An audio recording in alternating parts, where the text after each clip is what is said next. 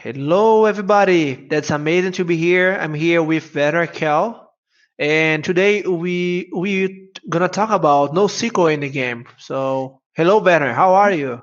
Oh, fine, thanks. Okay, let's start. So, go ahead. Please introduce Yeah, yourself, and then you can so move I'm on. Werner Keil. I'm currently the Jakarta EE Specification Committee committee representative. I'm also, I think, like both of us, in the leadership council of the Jakarta EE ambassadors. Yeah. And I also lead a couple of open source projects. For example, one that I will present tomorrow, which is OpenDDR. And of course, I help also several specs of Jakarta EE, which part of it we'll talk about today, which is NoSQL. Whoa, that's amazing. Yeah. So my name is Otavio Santana. I'm Java champion. I'm from Brazil. Right now I'm living in Europe and Portugal. I'm glad to be here. I'm work at Platform SH.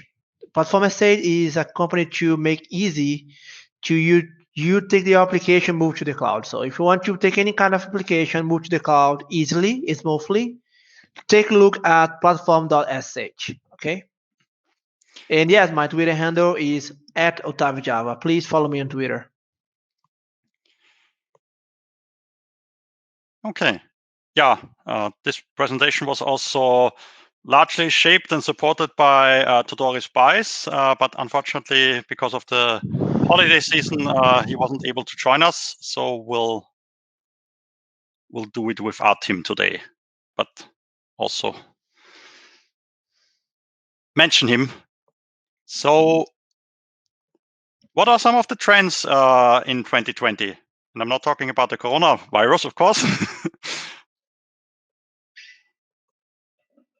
So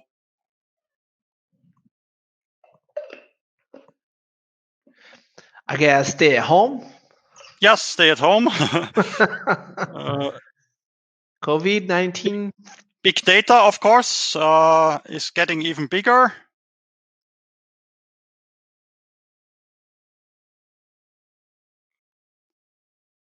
A lot of applications move to the cloud, not only because of the current situation. And everything is mobile or mobile first. So what are the challenges? You have to develop with agility. You have to be able to scale your application and deliver the performance and availability that's required to meet the demands of the digital economy and API era. This is where NoSQL becomes quite handy because it can handle large volumes of data at a very high speed, store unstructured data, or sometimes semi-structured or even structured data, and it allows updates to schemas and fields without having to recreate a complete database schema. It's also more developer friendly, and it takes advantage of the cloud. So why are we giving this talk? First, the JVM can cope with heavy loads. So that's why we are covering exclusively either Java or the JVM. There are tons of persistence frameworks, which is good, but it's also sometimes a challenge, especially when you need to cover several different database systems at the same time. Which of them performs best for your case? And that doesn't only mean actual performance as in response time, but also which one fulfills your needs best. Sometimes it will take way long to compare, so we are trying to condense that into approximately 45 minutes. So here are some of the most popular NoSQL systems. NoSQL usually doesn't use a fixed structure. There are hardly ever transactions.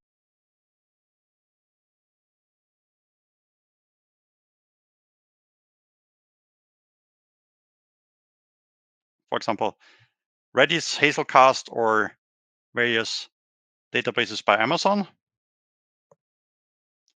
Another one is column-oriented, like Cassandra or HBase. Then you have document stores like MongoDB or CouchDB. Graph databases like Neo4j.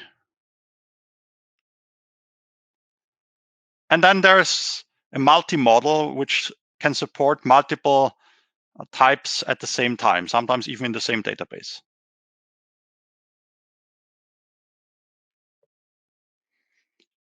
So what are the key acronyms and terms?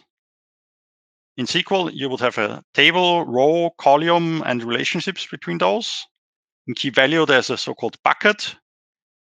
In column-based, it's again mostly columns and also key value. In documents, there's a collection, document, key value, and a link. And in graph, you even have other terms like vertex, edge, or node, showing you that except for a few, all the others are sometimes unique to only one particular type, which makes it a little challenging to cover something and have a design and a framework that covers multiple of them using the same API. Base means basically available, soft state, and eventual consistency, while ACID stands for atomicity, consistency, isolation, and durability. Here you see how each of them, both NoSQL and traditional SQL systems, stand in this graph.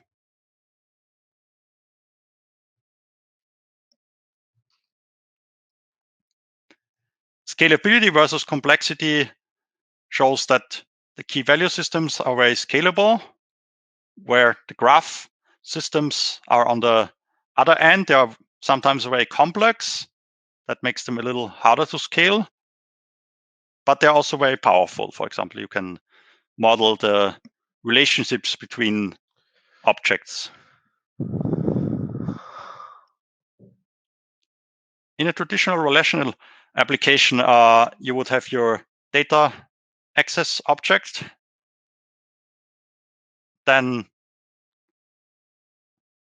a higher level framework, usually JPA, and then on a slightly lower level, JDBC, as well as a database. With NoSQL, there are usually not common approaches, so you would have 3 different APIs if you want to support 3 different systems or 3 different types of NoSQL database. So that's why we compare them. For the sake of time, we mostly cover Neo4j and MongoDB also in some of the examples. All our live demo that you can use and clone and play with it yourself on GitHub actually covers a few more of those. So it covers at least those 4 major types. And we compare the frameworks Spring and Spring Data, Micronaut, and to some extent Micronaut Data, although we'll hear how well it supports NoSQL so far. Then there's Gorm, which is not mentioned here because we demonstrate that using Micronaut, you have at least 2 or 3 different approaches, and one of them is using Gorm inside Micronaut. But you can also use it, for example, with Groovy and Grails directly. And then there's Hibernate, and of course, Jakarta NoSQL and the Chain NoSQL implementation. So JPA can cause several issues when you try to use it directly and unchanged against NoSQL systems.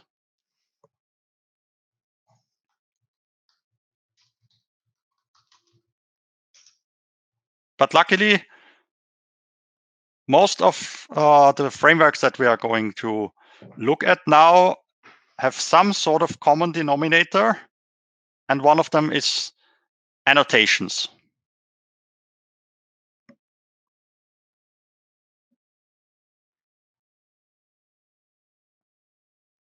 Most of them also apply several patterns. For example, the template pattern,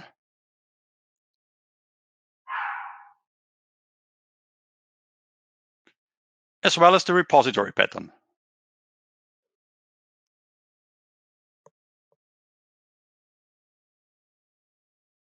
And now let's look at how this looks using Spring Data. This is actually the flavor that runs on top of a reactive Neo4j using the repository pattern.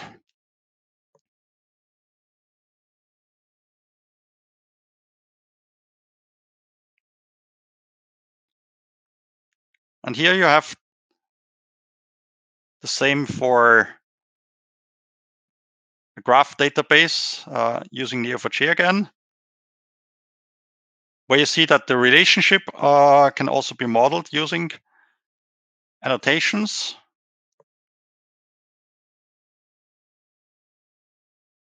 And most of the other annotations also feel somewhat like JPA, although in this case, they are not exactly JPA, and they are only similar, but they are not, at the moment at least, they are not completely compatible with JPA either.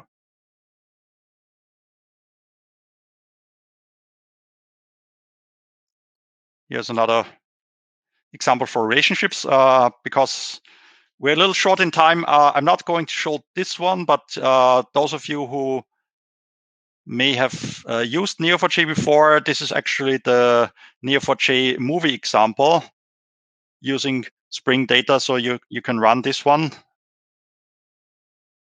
I will also show you another one based on Micronaut, and I will show you Spring Data using Mongodb. But that's why here we have more details in the slides. So how can you get this to run? It's usually quite straightforward. You use the Spring Boot Starter Data MongoDB, which also comes with this movie example. Then you define a database. You need some database somewhere, both for MongoDB and Neo4j. There are a few exceptions. For example, when we use Nosql on top of the Tinkerpop layer, there are actually some in-memory variants that don't even require a full Neo4j database. But for most of the others, you actually need an instance, either locally on your system or remotely in the cloud. And then you can start using it.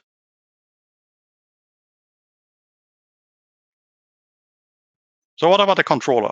We're going to see that also in a little more detail, especially in Spring Boot, as well as in Gorm. The controller plays a very powerful role. And that's where most of the queries are actually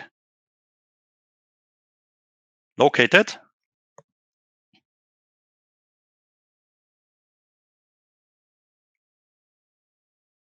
Now here we have the same with Neo4j, very similar.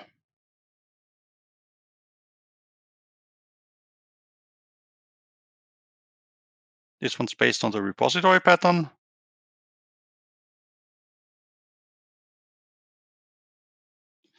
Okay. Now let's look at it.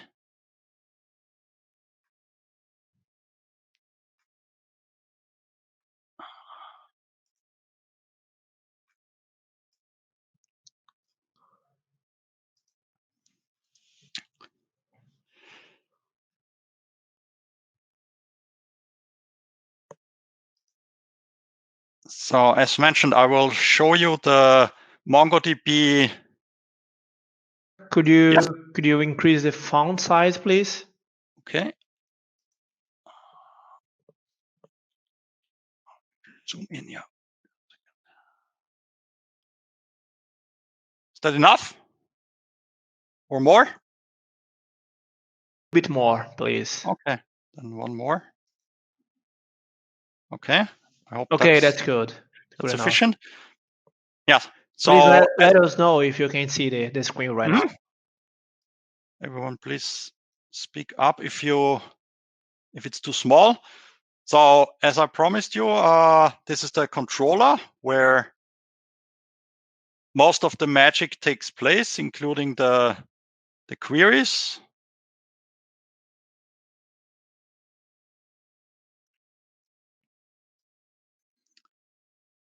And I already ran this before, but just to show you that it's actually running. Here we have the query to show all the gods in the system. And some of them are shared by different demos. That's why, for example, you see the god Ulro here multiple times, because it has been created from different clients.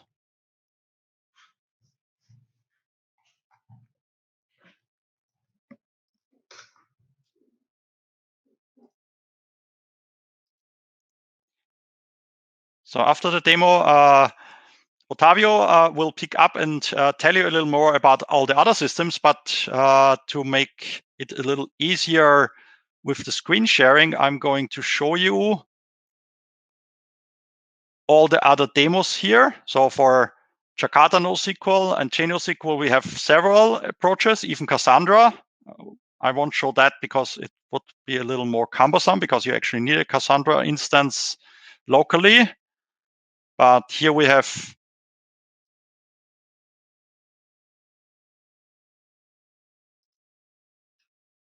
the repository-based Hazelcast sample. Let's make this a little bigger.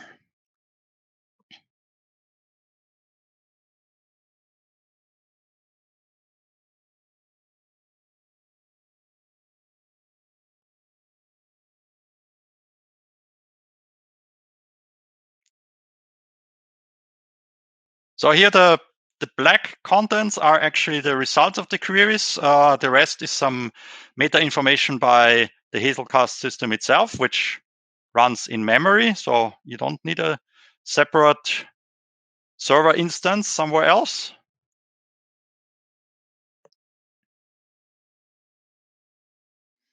And let's take a brief look at it.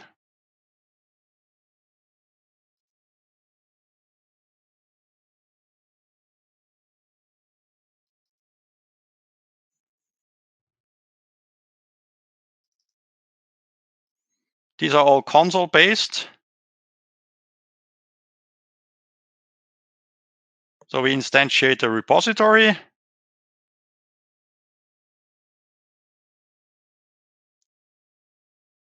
We have a user that we are saving in this repository. Then we perform a query and show the result.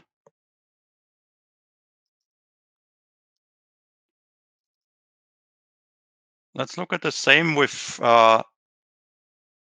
template instead. It's actually not so different. It's almost entirely the same, except that here we have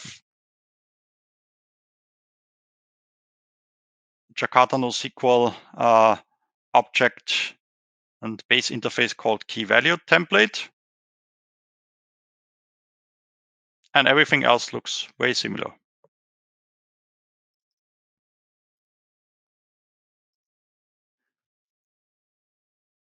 So let's run one more. So this is now using Micronaut. We'll have, yeah, I guess we're still pretty pretty decent in time. It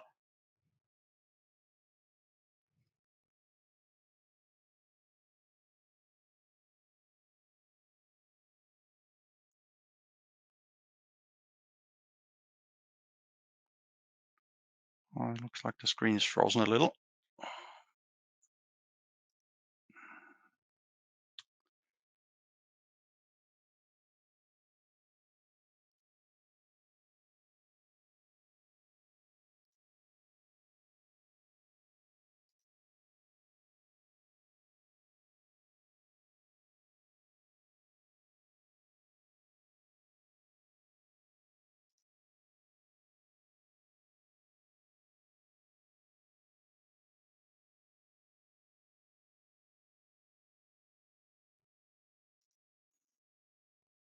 Yeah, so we already got a result here.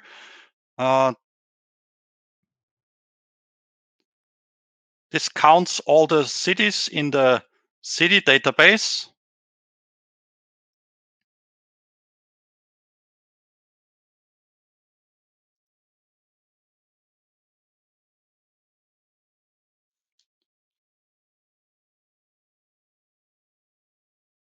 And that's a query to display one city that you selected by name. And we do have enough time, then why don't we try to add one?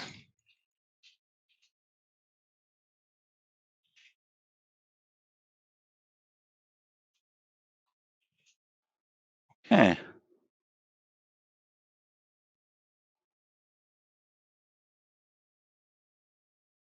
Yep. And now we just added Sofia to the list of cities. Yeah, that's nice. Veran, do you mind if you share your code again? Because as you can see, basically the entity code in Java is a little bit similar if you looking for. Could you show any entity? You have Yes. our So dot here entity. for what I was just running in Micronaut is the entity for the city. The only difference in Micronaut, because as I mentioned with Micronaut, there's a small caveat because Micronaut data exists, but it's currently not yet fully supporting NoSQL databases. So you either need to use something like GORM, or here the entity does not have any annotations, but basically this city Pojo is the entity. Yeah, I'm just saying because the whole goal is to reduce the complexity to developers, right? Do you mind if you show the entity from Jakarta NoSQL and Spring Data as well? Yes. So for Spring, this is the God object using MongoDB. Yeah, exactly. And as you So can you have an see, annotation yes, like exactly. document, you have ID, and in the controller is powered very much by annotations, as mentioned. So each of these maps into a particular request, like a post call or a put or a delete. Yeah. And the Jakarta NoSQL. In Jakarta, I think we have none that are API based, but let's just show the same here. Yeah, the goal is the entity because Jakarta NoSQL is based on Jakarta in Jakarta. Therefore, if you know CDI, if you know JAX RS, it's basically the same. So The whole goal here that we'd like to show is you try to use the same nomenclature or you do offer in another implementation. For example, Spring Data does annotation driven. Jakarta NoSQL does exactly the same. JPI has an annotation driven design. And yes, Jakarta NoSQL offer the exact same idea. That's important to say because when you talk about specification, we as a developer need to understand that basically we are looking for a couple of implementation, amount of implementation. And where if you go to the Jakarta NoSQL specification, below the specification there are a huge amount of reference. Those reference belongs to companies who tried something like that. So Spring Data, Hibernate, OGM, Simba, Apache Thinkpop. If you want to know more, even more they will show in this Git repository, go to Jakarta NoSQL specification where you can take a look on a whole implementation that we went to get our implementation, our standards. And there is always the question, why not use JPA? That's easy to answer because JPA was created to relational database. And Jakarta NoSQL was created to NoSQL database. Therefore, JPA need to support stored procedure where we don't have this kind of thing in NoSQL database. NoSQL database has TTL, that is time to live, where we usually don't have an SQL database.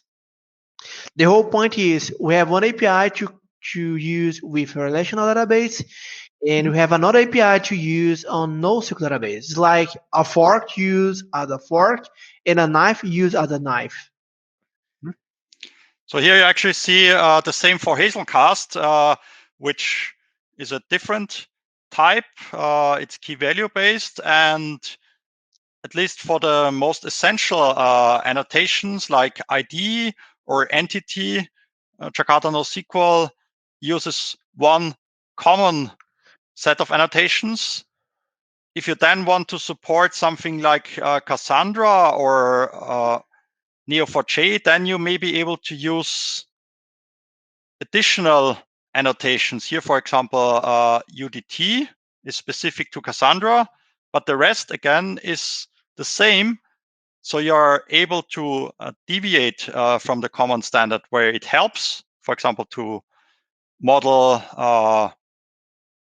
more complex graph relations. But the rest, you usually have the same types of annotations and API calls, which makes the learning curve quite low compared to most of the other frameworks. Because so, shall I? Do you want to take over the screen sharing?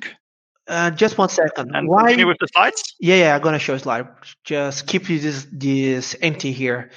Why do you use empty? Because empty belongs to DDD, right? So there's a natural enough to use in both sides. So in JPA and also in NoSQL database, we try to use the same nomenclature as possible, when it's possible, if that impact the approach of NoSQL database. Okay, Bernard, do you mind to stop sharing? I'd like to share my screen. Yep. Okay. When you're unable to see my screen, please say, hey. Yes. Okay, you're supposed to say hey. But anyway, I got it. So the next step, as Werner showed to you a little bit of Spring and Neo4j with Spring. Right now, I'd like to show to you Jakarta NoSQL. This one belongs to Jakarta EE Word. It's a specification under Jakarta EE umbrella. And as Banner said, oh, thank you. Say, hey, yeah, exactly. As I mentioned before, it's based on CDI. It uses the whole technology around Jakarta and microprofile. Therefore, if you know CDI from Jakarta and EE or microprofile, you're gonna use exactly someone from Jakarta NoSQL. As you can see here, I'm injecting using a whole inject, sorry. And I can put some qualifiers with database qualifier column, database qualifier key value. The whole point here is pretty similar. As Werner said before, when you did the analysis between those frameworks, there are several behaviors in common. The first one for sure was all the all the vendors, all the solutions are looking for the 12-factor application. Each side, each part, the third part about configuration. To don't put the user and the password directly in the code. That's why GNOSQL use microprofile configuration, Spring Data use Spring Data configuration, and so on. Besides that, Jakarta NoSQL also has support to repository, and that looks exactly the same if you are Spring Data developer. So we have the interface repository that extends from repository where I have two parameters. The first one is my entity itself, in this case, person. Sorry, Bernard, you don't use gods. I forget to update this one. And the second one is the ID. Therefore, I have two parameters. One the entity, and the second one is my ID. Jakarta NoSQL has support to a kind of universal query where when I use this kind of thing like select stuff from person or select stuff from person where ID equals ID, it should try to convert to a specific NoSQL provider. Therefore, if I use Cassandra and MongoDB, Jakarta NoSQL tries to convert that query to a NoSQL query to you. Okay. Actually, that's the whole idea of standard, right? To make easy to you move between NoSQL database. However, diversity is something really, really huge in NoSQL database. That's why Jakarta NoSQL specifically loves standard. However, it need to be pluggable and extensible enough to use particular behavior. For example, as Werner said before, Cassandra has UDT, that is user-defined type. Okay, I'd like to use user-defined type with Jakarta NoSQL. Okay, go for it. You have UDT annotation. Okay, I want to use CQL, Cassandra Query Language. That belongs for sure only for Cassandra. So go for it. Go ahead. On this case here, I have my God repository that extends Cassandra repository. What is Cassandra repository? Is a repository that extends repository. Therefore, Cassandra repository does exactly what repository does with more functionality. On this case, CQL, Cassandra Query Language annotation. Okay, let's move on. And yes, Jakarta NoSQL has a couple of solutions like query by text. You also have the option to do the API, query by API. If you have time, you can show later. And that's one solution, Jakarta NoSQL. Let's move on to the next one. That is Micronaut. Yes, Micronaut data has support to NoSQL database. For sure. If you want to use SQL, they have more support to SQL because we are talking about standards. However, if you want to use Jakarta Micronaut with NoSQL, I guess there is one support that is MongoDB. It has support to repository. As you can see, you can use a class with template, or you can use repository if you want to. The entity looks the same, so it does not change. Basically, I have my entity class where I have my fields, my getter and setter methods, and go for it. Micronaut also has support to query by text. As you can see here, I did a merge where the city ID is I will do the query by the name and then set the information. I can work with transaction for sure. I can do the same thing with find by name where I did a query by text, as you can see here. This looks like the Neo4j. That's a graph database. And you have more and more solution under Java umbrella. So Grails, Groovy works in the JVM world,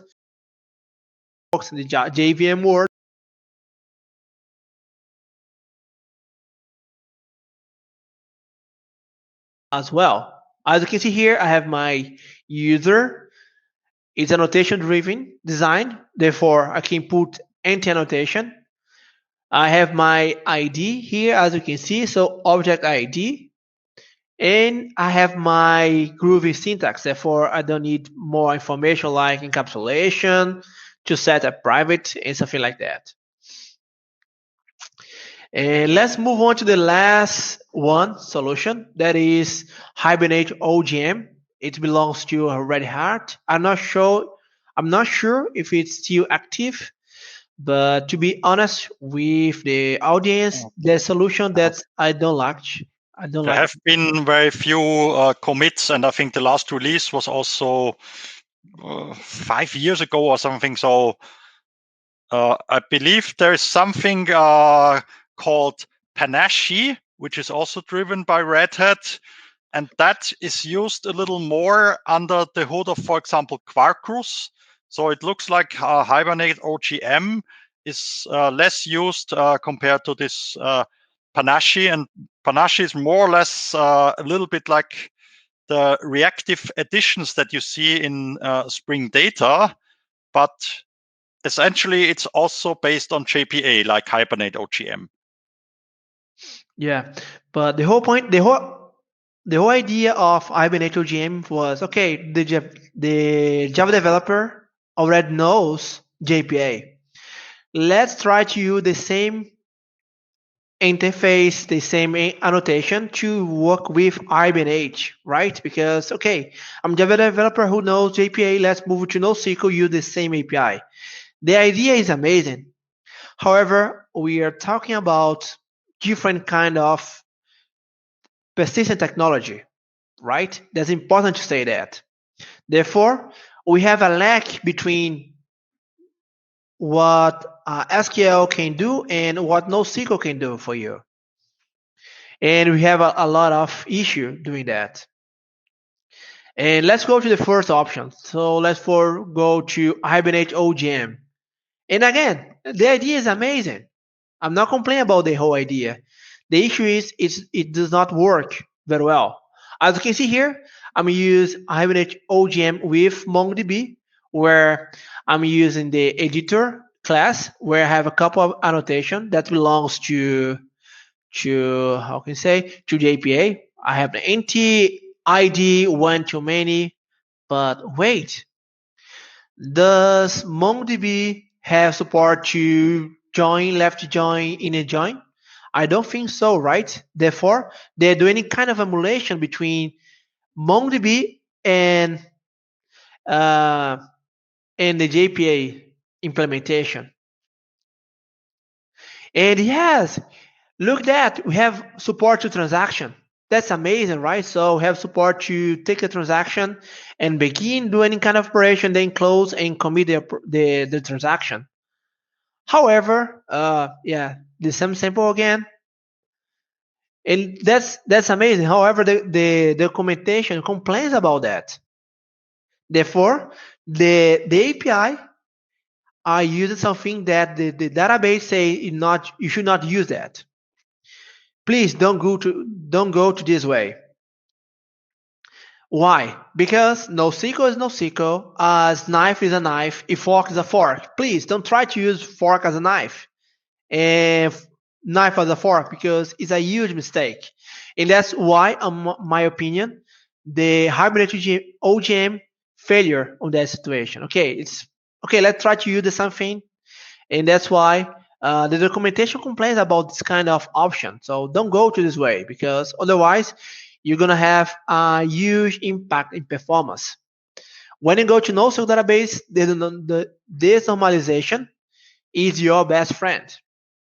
Okay, that's why you have this huge warning belongs to MongoDB documentation. But anyway, let's go to another one. Let's go to Cassandra OGM. And as you can see here, the same idea as I have my entity that belongs to JPA, and that is amazing. We have the ID, document ID. As you can see here, we have more annotation that belongs to Lucene because you're gonna index some fields. So I have the index, I have analyzer implementation, I have my document ID, field, and so on. Basically, by default, all Hibernate OGM works. Uh, Hibernate OGM Cassandra works with Apache Lucene. My question is that good? Is that good? Is that bad? The answer is we don't know because we have no idea how to define this kind of configuration. And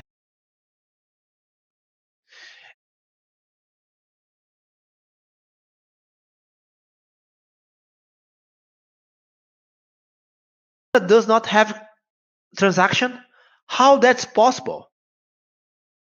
Emulation again. Again, that's a huge nightmare. So that's why to me, Hibernate OGM was a huge mistake on the NoSQL perspective. So if you want to learn something from Hibernate OGM, is try to don't use knife as a fork. As you can see again, I begin a transaction and then merge and then close the transaction. And however, the documentation says Cassandra does not use transaction. Therefore, not able to do rollback and looking mechanism. How that's possible with Hibernate OGM? Okay, and that is my whole point about about this kind of solution. Okay, okay, that's nice. More about transaction in Cassandra. I'm curious to see that. But the whole point here is, as far as I know, there is no transaction in Cassandra. And that belongs to both to data stacks documentation and also to, as far as I know, to Cassandra documentation itself. So you're able to do also inner, left, inner join on Cassandra database. Therefore, how is it possible to use inner join, left join in Java if the NoSQL database does not have this kind of support? Okay, so Werner, that's the time to our conclusions when we did that kind of analysis. First, let's go to Jakarta NoSQL. It's still in progress. Therefore, probably you're gonna change a little bit more stuff.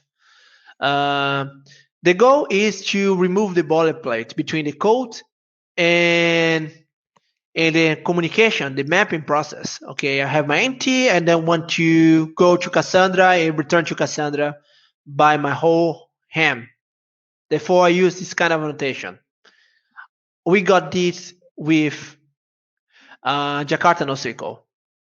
It supports a huge number of NoSQL database systems. Yeah, it's possible to switch between different kind of NoSQL database vendors. Let's move to the second one, Micronauts. Jakarta NoSQL, it's still in progress. I'm not able to switch between different NoSQL vendors. I mean, that's not easy yet. And unfortunately, microdata does not support NoSQL database yet. You can do small stuff, but you don't have a huge support to NoSQL database, at least yet. Oh yeah, you have faster and lower footprint because you have the option to use reflection and don't use reflection as well. As far I know. The whole implementation, the whole Java framework removes a lot of boilerplate. It's chaos, therefore you can reduce the number of code because you can use the Groove syntax. However, it only supports 3 or 4 of the most popular NoSQL database. It's not easy to switch between this kind of NoSQL database. On production so far, I'm a big fan of Spring Data. because it removes a lot of boilerplate code as well. It's provide a cleaner and more readable DAO implementation. If you want to, you can use repository approach. It's possible to switch between NoSQL database vendors. I mean, it's more easy. And however, it does not have a huge amount of NoSQL database with support. And okay, Bernard, do you want to talk something? Oh, I'm not sure if he's also going to show reactive Spring data, but at least tomorrow you can watch Josh Long talking about reactive Spring. So I'm pretty confident he will also touch Spring data there. And of course, for everything in more detail that you want to know about Spring data, I'm sure Josh will be more than happy to tell you. Yes, tomorrow gonna be amazing, right? We have Rina to talk about transaction in Cassandra. We have Joshua about reactive in Spring. I guess you're gonna do a presentation tomorrow with Ivar, right? In the Have evening, the last in the session, evening? but Oh, nice. I hope it's not as late as, for example, some Java or Code One conferences earlier where you had a buff at midnight. So hopefully, actually in our time zone, and I think you're now in Central European time, or is it? Yes, Central European Yeah. time. So we are both in Central European time zone, so it's a little earlier here. Oh, nice. Therefore, if you are watching today, tomorrow gonna be greater than today. So watch today and then tomorrow until the last day. And on my perspective, Hibernate OGM, there is no huge release since 2018. The idea is amazing to try to use the same API that the Java developers already know. However, as I'm showed to you, the documentation says it's not possible to use transaction in Cassandra, and Hibernate has transaction with Cassandra. Mongodb, the documentation do not recommend to use a lot of transaction, and the API is easy to use a lot of transactions. So there's a misconcept. From my perspective, there's a misconcept between JPA and NoSQL. That's why it's not possible to merge these two words. And yes, it's a little bit difficult to go to this kind of to navigate at least between these solutions on Hibernate OGM.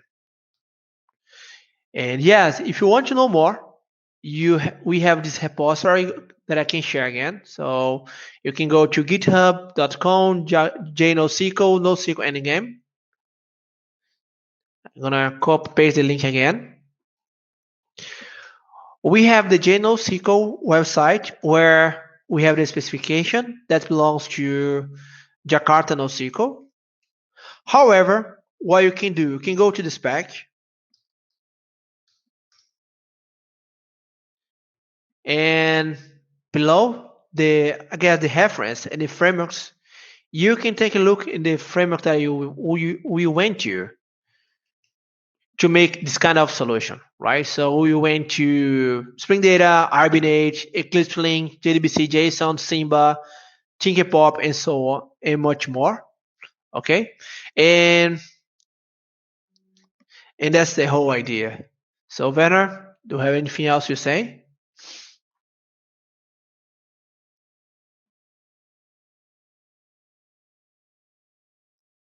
Werner, are you here? Yeah, I'm here. I'm just pasting one more that I think we may not have mentioned on the slides. That's the actual specification on the specification project. So Jakarta EE /specifications /NoSQL. That's the actual the NoSQL specification, and JNoSQL is the compatible implementation project and also all the infrastructure around it. Yeah, my whole point here is even if you're not gonna use Jakarta NoSQL, if you are a Spring developer, you can take a look in the amount of NoSQL solution that went to. and also the number of NoSQL database that we're looking for to have support. And that is it. So is there any question? Please let us know.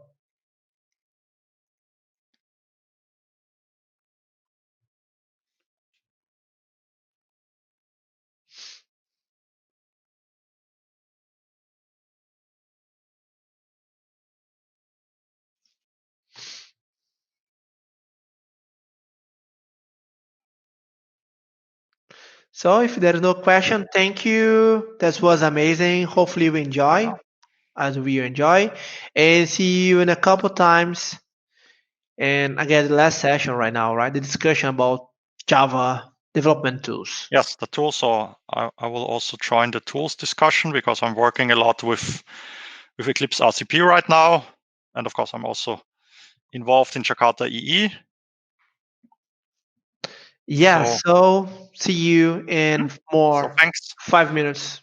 Thanks for having us, and see you soon, either in the next session or hopefully tomorrow or the day after tomorrow. Yes.